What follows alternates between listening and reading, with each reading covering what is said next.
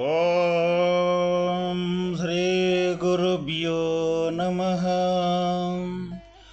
ఓం శ్రీకృష్ణ పరబ్రహ్మణే నమః. ఓం శుక్లాంబరధరం విష్ణుం శశివర్ణం చతుర్భుజం ప్రసన్నవదనం ధ్యాయేత్ సర్వవిఘ్నోపశాంతయే. శ్రీ భగవద్గీత పైన తెలిపిన 3 సంలక్షణములను తెలుపుచున్నారు.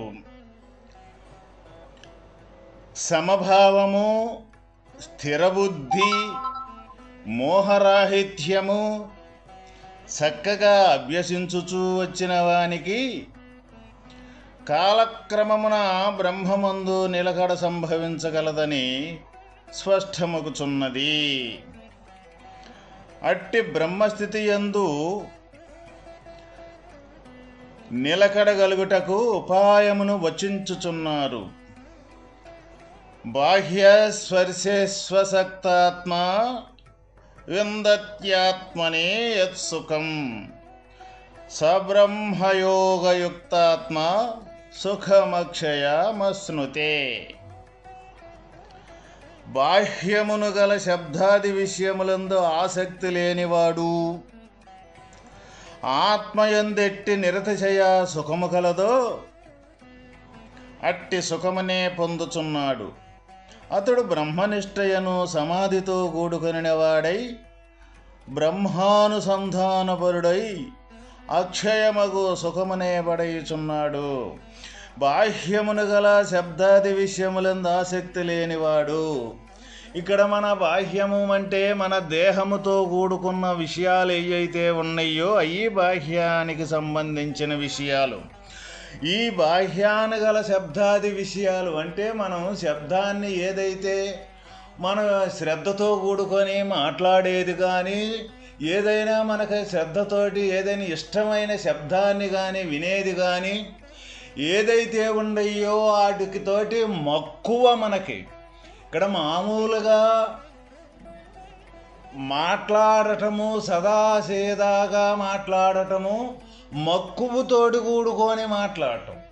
ఏదైనా సామాన్యంగా ఏదైనా విన్న ఒక శబ్దాన్ని వినేటప్పుడు అది సాదాసేదాగా వినటం కానీ దాన్ని ఎక్కువగా ప్రేమతోటి మక్కువతోటి వినటం కానీ ఈ రెండింటి యొక్క వ్యత్యాసాలు మనం ప్రతి ఒక్కరము కూడా అనుభవిస్తూ ఉంటాము. ఎక్కువగా ప్రీతితోటి అంటే మనకి ఇష్టమైన ఏదైనా ఒక శబ్దం అంటే ఒక పాట మనకు వస్తూ ఉంది అనుకోండి, అది మనకు ఎంతో లోన ఆనందాన్ని తృప్తిని కలగజేస్తూ ఉంటుంది అనమాట. అదే మన ఇష్టం. అప్పుడు దాన్ని ఇంకా ఇంకా మళ్ళీ ఇంకొకసారి వింటే బాగుంటుంది, ఆ పాట ఎంతో బాగుంది అని ఏదైతే దానితోటి ప్రేమతో కూడుకొని మక్కువతో కూడుకొని వినేది ఏదైతే ఉన్నదో అదే ఇక్కడ శబ్దము యొక్క విషయము. అదేవిధంగా మనకి శ్రద్ధతో కూడుకుని మనం మాట్లాడేది ఏదైతే ఉన్నదో అది కొన్ని శ్రద్ధతో కూడుకొని మాట్లాడేది ఏదైతే ఉన్నదో అది కూడా మనకి దానికి సంబంధించిన ఇష్టంగా మనకి ఇక్కడ చెబుతూ ఉన్నారన్నమాట.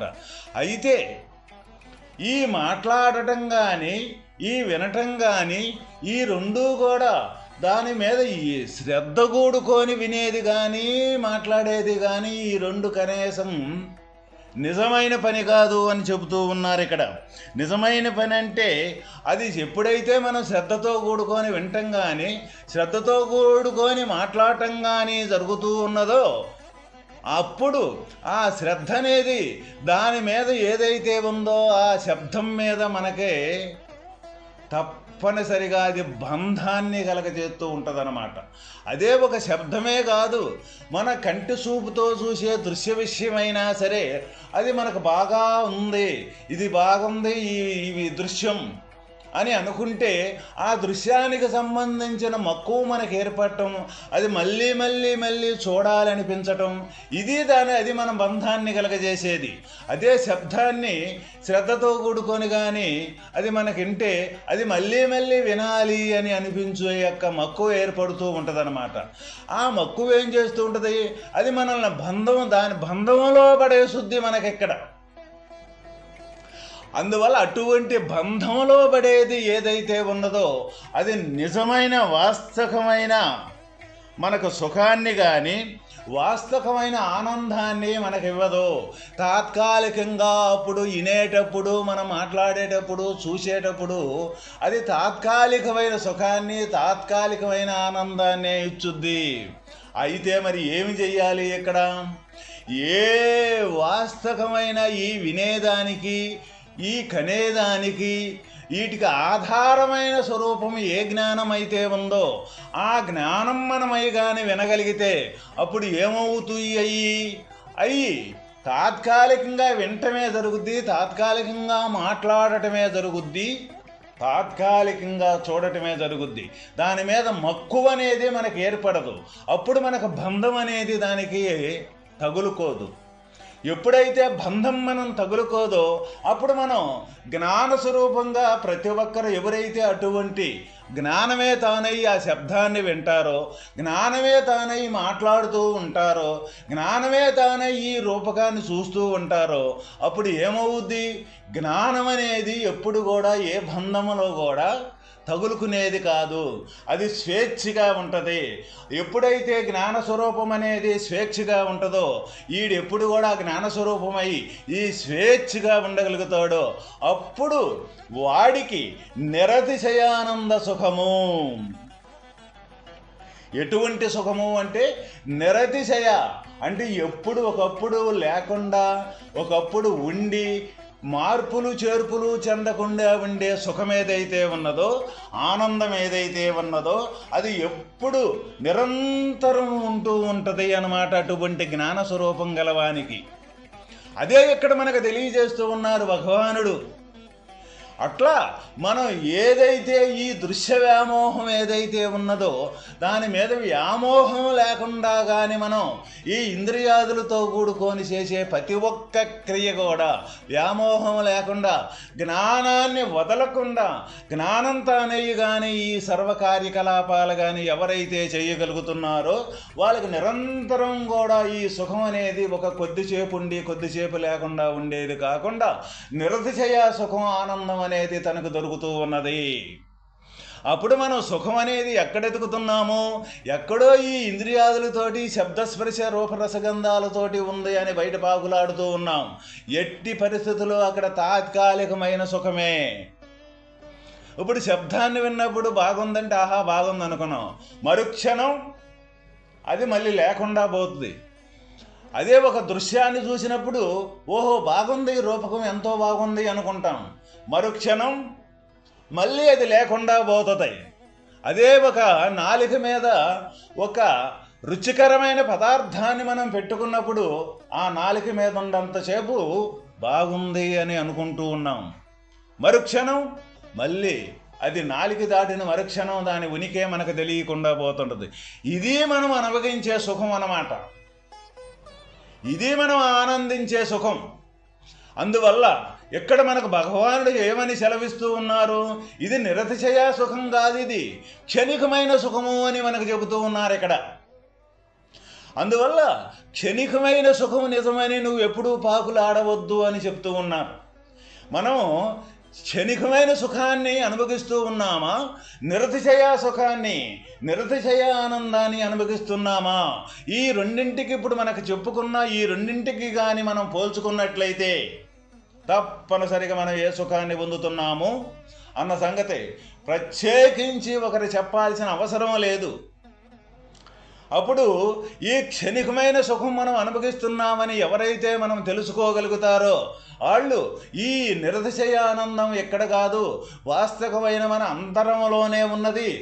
ఆంతరంగికంగా ఉండే ఏ జ్ఞాన స్వరూపం అయితే ఉన్నదో ఆ జ్ఞానమే మనం కానీ ఇది కాదు అనుకొని నిశ్చయించుకొని ఆ జ్ఞానాన్ని పొందేదానికి మార్గాన్ని ఎత్తుక్కొని ఎవరైతే ఆ జ్ఞానాన్ని పొందుతారో తప్పనిసరిగా ప్రతి ఒక్కరము కూడా మనం అటువంటి నిరతిశయ సుఖాన్ని, నిరతిశయ ఆనందాన్ని పొందేదానికి ఎలాంటి అనుమానమే లేదు.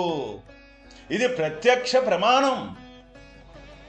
ఈ విషయం అనేది, భగవద్గీత అనేది ఎవరిని గురించో కాదు చెప్పేది.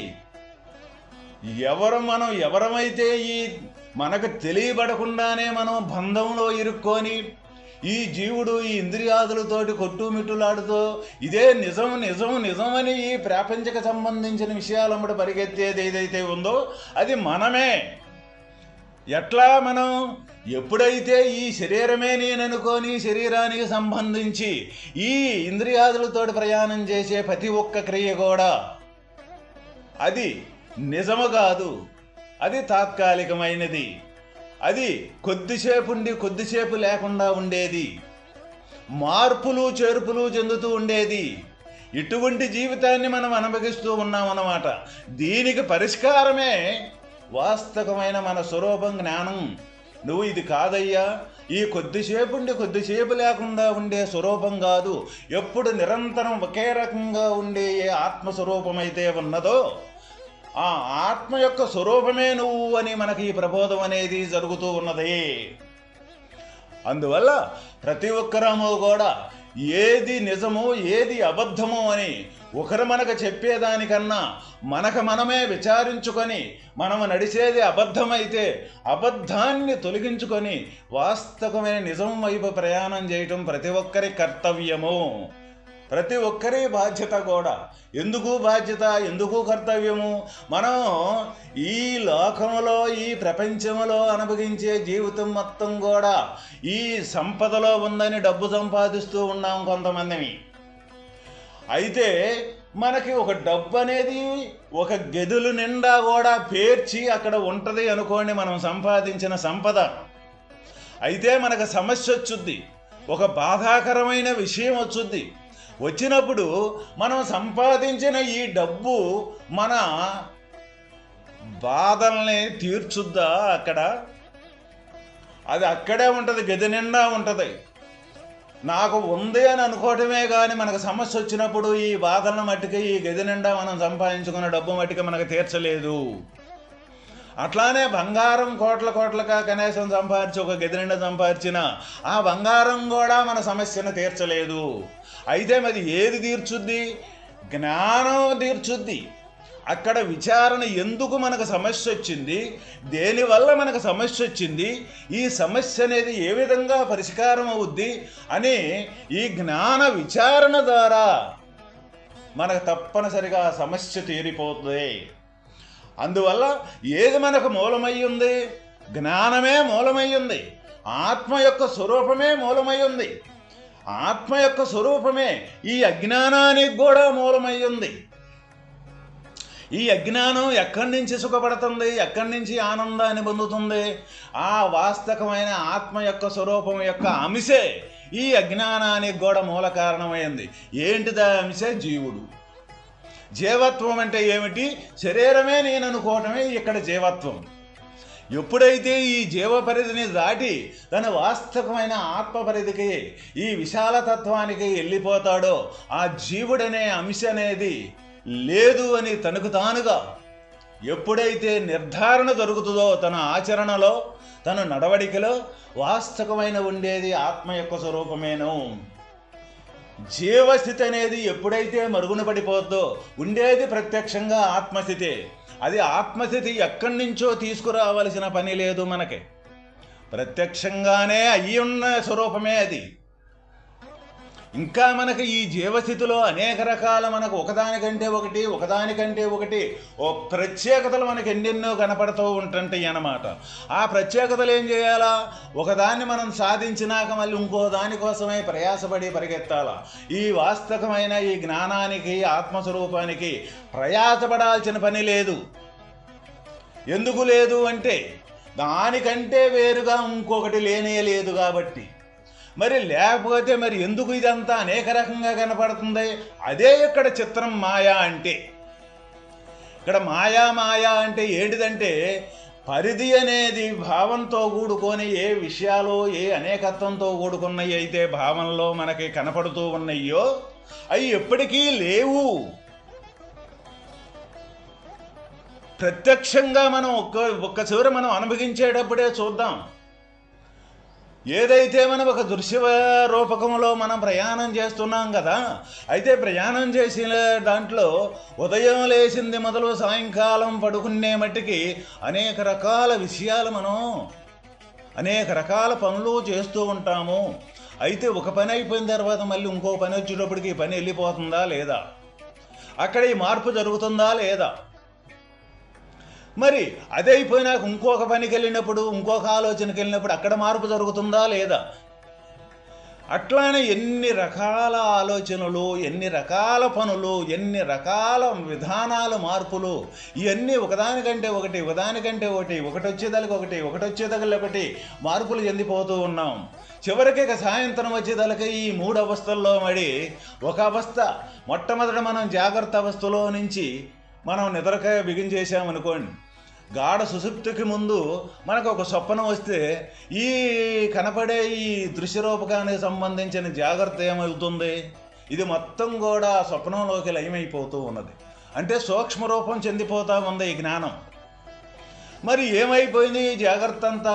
ఇప్పుడంతా ఏదైతే మనం చూసి ఏదైతే నిజమనుకొని పరిగెత్తి అనేక రకాల పనులు, అనేక రకాల ఆలోచనలు, అనేక రకాల కార్యకలాపాలు ఎవరికి తగినయాలు ఎన్నెన్నో చేస్తూ ఉంటామే, అవి పడుకునేటప్పటికి ఏమైపోయినాయి ఇవన్నీ ఒక్కడ కూడా కనపడదు. మళ్ళీ అక్కడ ఆ స్వప్నంలో ఆ సూక్ష్మ రూపంలో ఎప్పుడెప్పుడో చేసినయో ఎక్కడెక్కడో చేసినయో ఏయో మొత్తం కూడా అవి మన కళరూపకంలో అక్కడ గోచరం అవుతూ ఉంటాయి.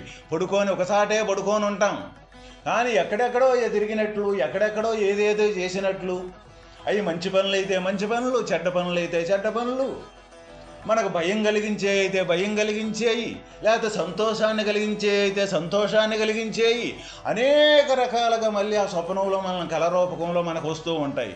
మళ్ళీ కొద్దిసేపు అయిపోయినాక పూర్తి గాఢ సుషుప్తిలోకి వెళ్ళినప్పుడు ఈ స్వప్నం ఈ కళ కూడా లేకుండా పోతుంది. మరి అక్కడ పోయినప్పుడు ఏమైంది స్వప్నం? ఈ స్వప్నం ఏమీ లేకుండా గాఢ సుషుప్తిలో మళ్ళీ లయమైపోతూ ఉన్నది. మరి అక్కడ ఏ నిరామయం, ఏ విధం కూడా ఎలాంటి కదలికలు లేకుండా, ఎలాంటి గుర్తు లేకుండా, మన శరీరం కానీ, మన పనులు కానీ, మన ఇల్లు కానీ, మన వాకిలి కానీ, ఏదైతే మన ఈ జాగ్రత్తలో అనేకంగా పాగులాడి పరిగెత్తే ఏవైతే ఉండయ్యో అవి గాఢ సుషుప్తి నిద్రలో ఏమైనా ఉండయ్యా? ఏమైపోయినాయి అప్పుడు ఇవన్నీ కూడా? ఏమీ లేకుండా పోతుంది. చివరికి ఈ శరీరంతో కూడా సహా ఏమీ లేకుండా పోతుంది. అప్పుడు ఏంటిది ఇది మాయ కాదా? మనం ఈ శుంఠ మాయను ప్రతి ఒక్కరము అనుభవిస్తున్నామా లేదా? ఇది ప్రతి ఒక్కరికి తెలిసిన నగ్న సత్యమే కదా. మరి ఒక్కసారైనా మనం ఎందుకు దీన్ని విచారణ చేయటం లేదు? ఎప్పుడైతే ఇటువంటి విచారణ మనం చేయగలుగుతామో అప్పుడు ఏంటిది నిజమని మనకు ప్రశ్న కలుగుద్ది. అటువంటి ప్రశ్న కలక్కపోతే మనం అనుభవించేదే నిజము అని దీంట్లోనే పుట్టడం పెరగటం చావటం. అట్లానే ఈ పుట్టి పెరిగే దాంట్లో అనేక రకాల ఈ మార్పులు చేర్పులు మొత్తం నిజం అని అనుభవించటం, మళ్ళీ ఒక పూటకి ఏ రోజుకు ఆ రోజు ఈ సుషుప్తికి వచ్చినప్పుడు ఏమి లేకుండా వెళ్ళిపోవటం, మళ్ళీ లేచినప్పుడు అన్నీ ఉండయి అని తగులుకొని రావటం, మళ్ళీ స్వప్నంకి వెళ్ళినప్పుడు ఏదేదో కలగంటం, ఇవన్నీ కూడా మన జీవితం అంతా కూడా ఈ మార్పులు చేర్పులకు జరిగే జీవితమే కదా వాస్తవమైన. అందువల్ల ఇక్కడ పరమతత్వం తెలిసిన మహనీయులు చెబుతూ ఉన్నారు, నువ్వు ఎప్పుడు కూడా మార్పు చేర్పులు చెందేవాడివి కాదు. నీ యొక్క స్వరూపం నిరంతరం ఎప్పుడు ఒకే రకంగా ఉండేది. అదే పరమాత్మ యొక్క స్వరూపం, అదే నువ్వు అనే మనకి ఇక్కడ ఘంటాపథంగా చెబుతూ ఉన్నారు. కాబట్టి ప్రతి ఒక్కరం కూడా మన స్వరూపాన్ని మనం తెలుసుకొని ఆనందాన్ని పొందుతాం. ఓం